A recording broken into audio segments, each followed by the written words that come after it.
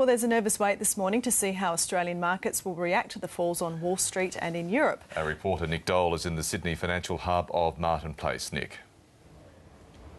Yes, good morning, Michael. The falls on overseas markets are certainly going to be felt here. Of course, as we've heard, things started pretty badly in Europe. There were falls of over 3% in most markets. London's FTSE fell 3.4%.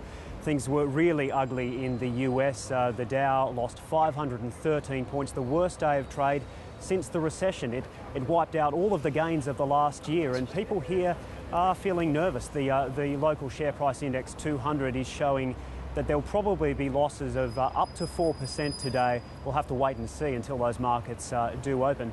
We've been having a chat to a few people who are involved in the markets here, and I've got to say there's a bit of a mixed feeling. Some are feeling fairly pessimistic, but others say this might just be a brief blip and that you have to hang in there, and some are seeing it as a buying opportunity. Of course, there's going to be some pretty good value out there if indeed things are set to improve.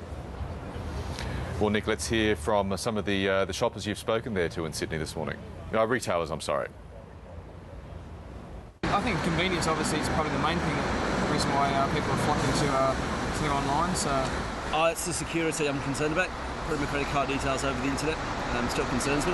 Just got to suck it up and compete somehow. And having a sale once a year is not going to cut it anymore. Everyone's money is too tight, and if they don't compete, then people will go online. There's a lot being said about how retailers are really suffering. I don't understand why. Money going overseas, it's never good, but, I think it's just a fact of life, really.